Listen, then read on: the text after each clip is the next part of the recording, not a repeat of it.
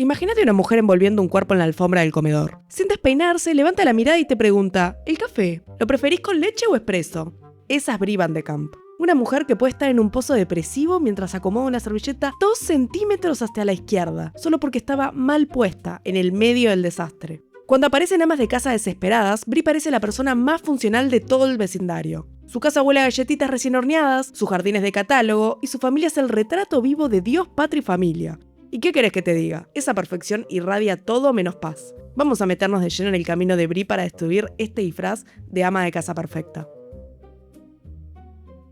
Brie se cocinó su vida perfecta alrededor de un lema hiper claro. Si todo se ve bien, todo está bien. O como lo conocemos en el Río de la Plata. Como te ven, te tratan. Y si te ven mal, te maltratan. Y si te ven bien, te contratan. Y lo aplica para absolutamente todo. Su matrimonio, su relación con sus hijos, su reputación frente a los vecinos. Y así aprendió a traducir cualquier emoción genuina en una conducta aceptable. Si se siente triste, cocina. Si se siente enojada, sonríe. Y si hay vergüenza, se limpia la casa hasta que no quede ni la mínima pizca de sentido. Porque Brie no es una persona fría, pero cree que ponerse un disfraz de mujer perfecta es lo único que impide que se le venga abajo el mundo entero. Y es ahí donde entra todo el resto de la banda de Wisteria Lane. Cada persona que entra en su vida le rompe una parte distinta del disfraz. Brie entra como la mujer que tiene todo impecable y termina entendiendo, a golpes, que tener todo perfecto también es una forma de ocultar todo lo que está roto. Empecemos con el primer marido, para mí, el original, Rex Van de Kamp. Él es la primera bandera roja en el sistema Brie, y viene desde adentro. Es parte de la decoración que hasta hace poco estaba perfecta. Brie está convencida de que hace todo bien. Administra la casa, cría a los pendejos, todo en tiempo y forma. No pierde nunca la compostura y sostiene su matrimonio como si fuera una institución pública. En su cabeza, una buena esposa se mide justamente por el nivel de esfuerzo y perfección en la ejecución. Y si cumplís con todo eso, el amor debería de ser correspondido de la forma adecuada. Rex le destruye esa historia al carajo. I like to be dominated. La serie le tira en la cara la insatisfacción sexual de su marido, sus deseos reprimidos y sus visitas a una dominatrix. Imagínate que no son problemas que Brie pueda resolver puliendo más fuerte el tenedor. Y es muy fácil decir que Brie es simplemente incapaz de sentir. Pero yo creo que a Brie lo que le pasa es que no sabe bien en qué lugar poner sus sentimientos sin que se desordene todo lo que tiene alrededor. Rex la obliga a enfrentarse con sus problemas de forma pública, algo que a Brie la aterroriza, al rechazo constante de sus hijos y a la decadencia de su relación. El accidente de Andrew donde muere la suegra de Gaby es, a mi criterio, el punto donde Brie tiene el desvío entre lo que dice y lo que hace. Cuando decide encubrir el crimen de su hijo, toma una decisión inmoral que la va a perseguir por toda la serie. Acá vemos una Brie firme, fuerte, una matrona de familia que pone todo en su lugar. O bueno, casi todo. Con su matrimonio en caída libre y sin arreglo posible, vemos esta faceta tejedora inmoral que aparece contraria a todo lo que nos mostraron al principio. Because I have faith in the poor. Y en plena pelea con Rex aparece George, el farmacéutico más inquietante del barrio, que al principio parece inofensivo. Medio boludón, parece ser el admirador ideal para usar en contra de su marido. Pero lejos de estar simplemente enamorado de Brie, está totalmente obsesionado con su perfección, y hace lo que sea necesario para superar los obstáculos entre ellos dos, siendo el principal, por supuesto, el matrimonio actual de Brie. Le estuvo cambiando la medicación al marido de Brie para que se muera y poder tener entre miles de comillas a Brie. En esta ida y vuelta se mantiene este triángulo amoroso bastante poco atractivo durante la segunda mitad de la primera temporada. Termina con la muerte de Rex y Brie que se queda con una culpa que no tiene mucho sentido, porque ella no lo mató, pero la situación la obliga a reflexionar sobre que se puede abandonar emocionalmente a alguien mientras cumplís con todas las obligaciones. Pero no nos olvidemos que George está re loco. Matar al marido de Brie no es lo único que hace por conquistar su amor. El plan es aislarla de todos los vínculos posibles. Hasta se mete con el psicólogo, este tipo no tiene ningún freno. Y lo raro es que Brie finge bastante demencia hasta entender que realmente George está totalmente desquiciado. Hasta se llega a comprometer con él. Como último acto de manipulación extrema, George se toma 1000 pastillas. Y Brie, que ya sabía lo de las pastillas de Rex, y es ante nada impoluta, lo deja morir sin apurarse ni un poquito en pedir ayuda. La imagen que teníamos de ella ya estaba bastante perjudicada desde que encubrió el accidente del hijo. Pero esto nos lo confirma, el sentido de justicia de Brie tiene sus condicionantes. Y si alguien cruza ciertos límites, ella guarda la compasión como guarda la porcelana cara, bajo llave y lejos de la gente. Y hablando de cuestiones valiosas, quiero hacer una pausa acá para agradecer a una persona que vino desde muy lejos y que vino sola. Mi primer miembro, gracias por bancar los trapos, Andrea Regina 2323. Nunca me voy a olvidar de vos, y mis gorditos tampoco. Bueno, ahora sí, si hay una relación que rompe a Brie de verdad, es Andrew. Andrew no le critica una cosita chiquitita, le rompe toda la casa. La obliga a enfrentar su religión, la homofobia, lo que ella entiende como castigo y vergüenza, y sobre todo la maternidad sin poder desviar el tema. Y Bree lo quiere a Andrew, de hecho sufre muchísimo por él, pero quiere a esa versión creada por sus propias ideas, algo de lo que Andrew está bastante lejos. Se pone el objetivo de salvarlo, cuando lo que hace en realidad es alejarlo una y otra vez. Y dicho y hecho, el pibe se vira completamente en su contra. Y comienzan ambos un tire y afloje bastante tóxico, donde se hacen acusaciones durísimas y se lastiman de verdad. Y bueno, obvio que Bree tiene que sobrellevar esto de alguna manera, y la forma que elige es tomarse unas cuantas copas de vino blanco. Una adicción al alcohol que aparece desde sus problemas con Rex, que poquito a poquito se fue haciendo peor. Pero Bree vive en la negación total, nunca va a admitir que hay algo que se escapa de su control. Pero, entre toda la pelea legal con el hijo, aparece este tipo cuando ya se está yendo todo el carajo. Acá tenemos mucha cosa acumulada. El duelo de Rex, el alcohol como premio o anestesiante, la vergüenza que le implica no poder disimular el efecto que esto tiene en su conducta o imagen, y se supone que este tipo venía a ayudar. Bueno, pues no. Peter, además de ser un alcohólico recuperado, también está lidiando con una adicción al sexo, y Bree, que ni siquiera entiende su propia adicción, se cachondea con su mera existencia. Acá Peter es como un espejo bastante torcido de la represión de Bree.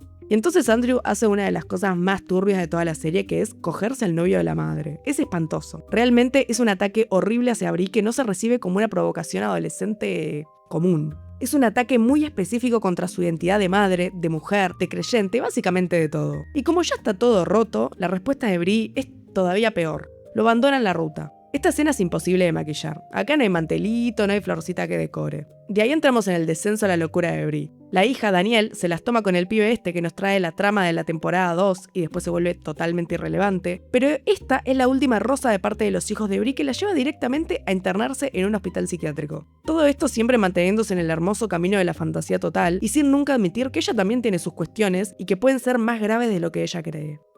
Y en este camino de sanación aparece Orson, que está interpretado por nuestro esposo elegante favorito, aquel que siempre hace de un hombre peculiar, que no se sabe muy bien si es bueno o malo. Te amo, Kyle.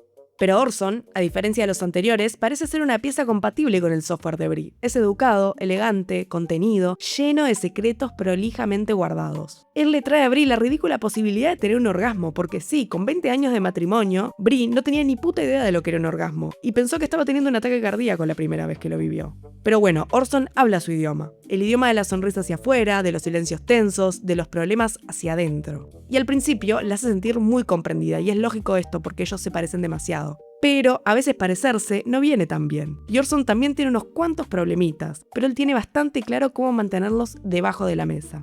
Lo bueno que tiene Orson es que gracias a él, Andrew vuelve a la vida de Bree.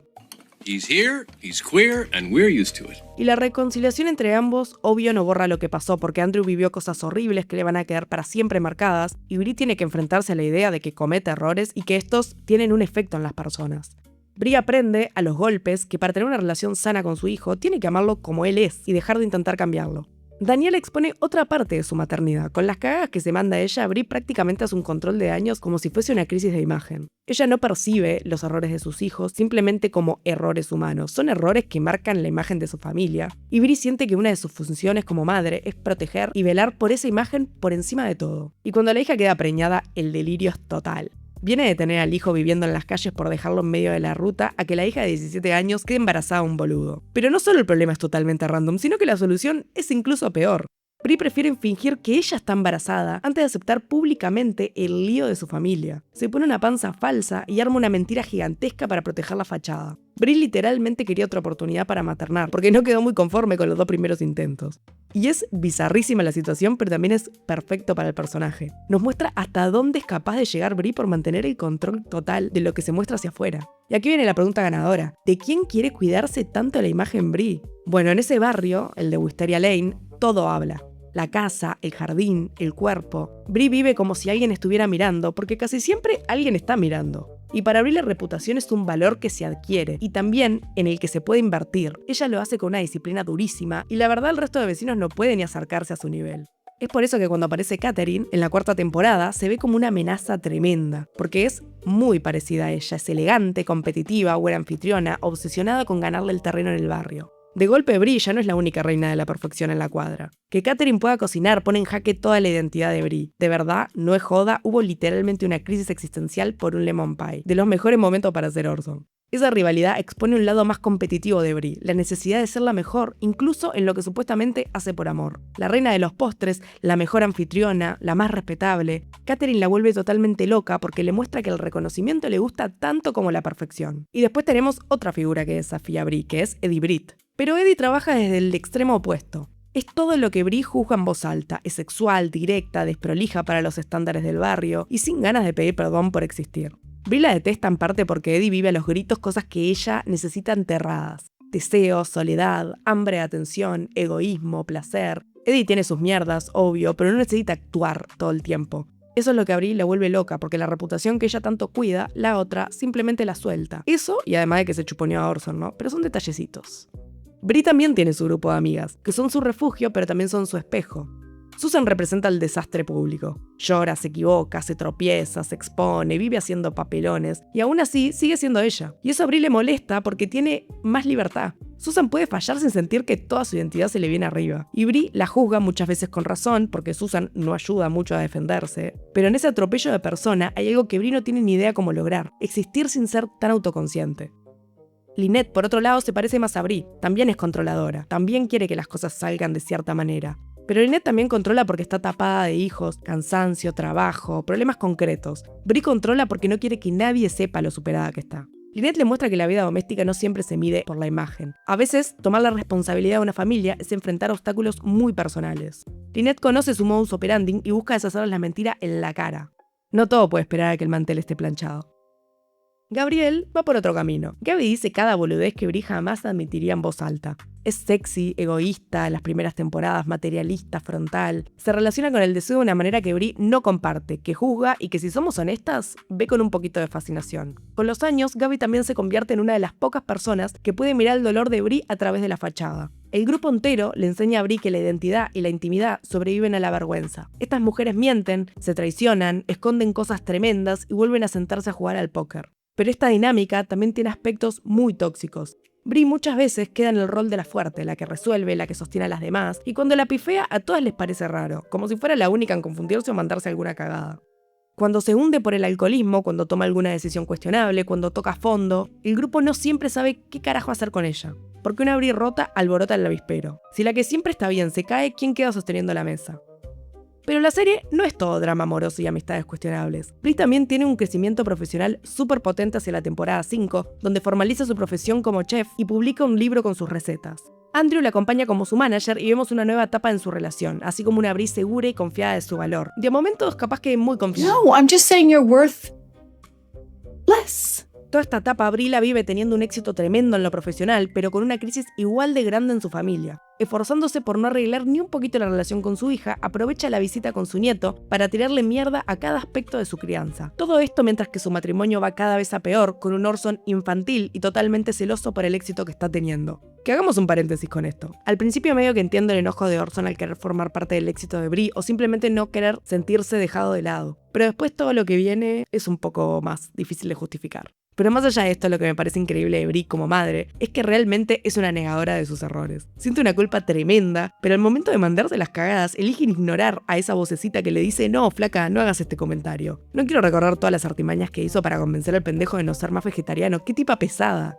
Y bueno, Carl Mayer aparece como un volantazo que pega a Brie por estar harta de Orson. Yo creo que está con él por la mera diversión de cagarla cada tanto. Y no es solo por lo inmoral de la infidelidad, porque Orson era una máquina de mandarse cagadas, ni porque sea el ex esposo de su amiga, sino porque Carl debería resultarle insoportable. Es como que tiene todo lo que Brie detestaría. Es un tipo con una cara de que se las sabe todas, pero en este caso Brie está en un lugar muy particular, y con Carl se permite ser incorrecta sin llevarlo todo a una culpa religiosa o a lo que es moralmente correcto. Hay deseo, juego, secreto, picardía. Una Brie menos rígida aparece por un ratito. No nace de la nada, sino que ya estaba ahí, pero con él digamos que aflora.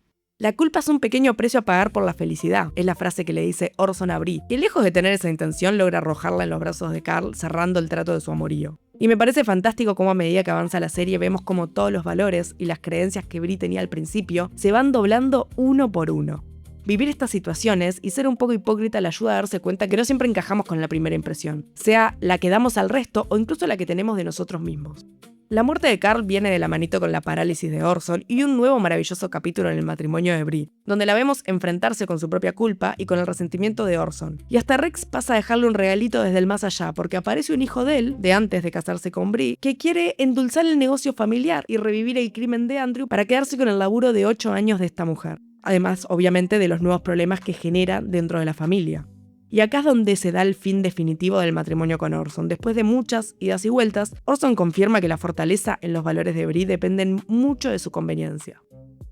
El contratista musculoso aparece para ayudar a Bree a distraerse un poco. Recordemos que la mina tiene 3 tipos en el historial, 2 muertos y 1 en silla de ruedas, dicho por ella misma. Así que le toca divertirse un poco y el tipo aparece como caído del cielo. Es unos 15 años más joven, por lo que no carga con el peso de la mirada del barrio como Bree, pero ella sí. Y con él se enfrenta al juicio social de todo lo que una mujer de cierta edad debe o no debe hacer. Tiene que pasar por muchos cambios como la menopausia e intentar callar un poco más a su juez interno. Ella tiene claros sus límites y lo que quiere cuando expresa claramente que no quiere casarse. Pero eso no evita que Bree entre en una etapa menos estricta e inmoldeable, y acá lo vemos clarísimo cuando se tira de lleno al barro. La Bree en las primeras temporadas nunca se lo creería, pero el cambio no viene solo por ser más sucia. Cuando lo deja ir para que él pueda ser padre, vemos un cambio real. Esta Bree lo empuja a enfrentarlo, lo deja ir, acepta que el control de la situación se perdió.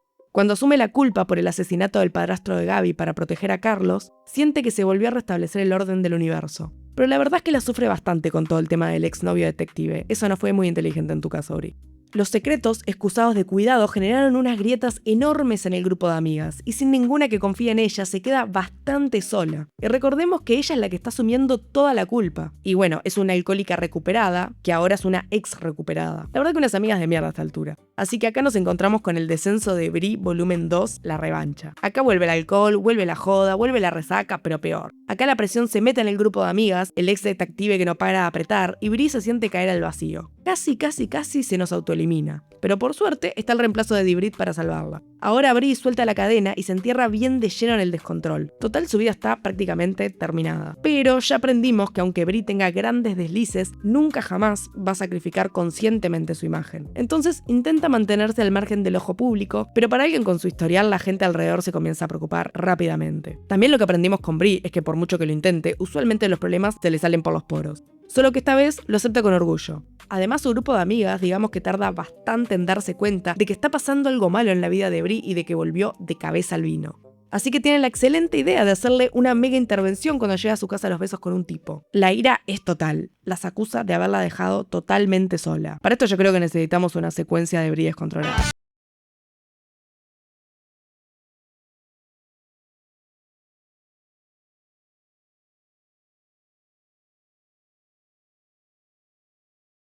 El descenso de Bree comienza a ver su final cuando vuelve a aparecer cierto hombre mitad bicicleta, mitad libro de modales, pero al principio parece acudir a la ayuda de Bree. Pero, ojo, esta vez es la versión malvada de Orson. Esta serie tiene de todo, pero la verdad, la vida de esta mujer también. Tras terminar con Orson otra vez y reamigarse con las pibas que se disculparon por ser las mejores amigas del condado, Bree intenta seguir con su vida. Pero eso no termina acá. La acusación de matar al padrastro de Gaby la persigue, pero por suerte la deja en manos de Tripp, su abogado y el último interés amoroso de esta historia. Esta parte me hace acordar muchísimo a Charlotte de Sex and the City, que aprovecho y dejo el video analizándola. Y me hace acordar muchísimo porque más allá de compartir esposo y muchos valores en común, Bree está en una posición con Tripp muy parecida a la que Charlotte se encontraba con Harry. Es su abogado, por lo que ya está viendo toda la mierda que tiene arriba, entonces Bree no tiene que mantener ese personaje. Después de tantos hombres que la idealizaron, la castigaron o la reflejaron de una forma insufrible, Tripp aparece no solo para salvar las papas, sino para ayudarla a que ella se adueñe de su historia. Es momento de aceptar y abrazar todo lo que le pasó. Se terminó el negar y avergonzarse. Y cerramos el acto final con una hermosa demostración de que el poder de la amistad y la comunidad lo puede todo.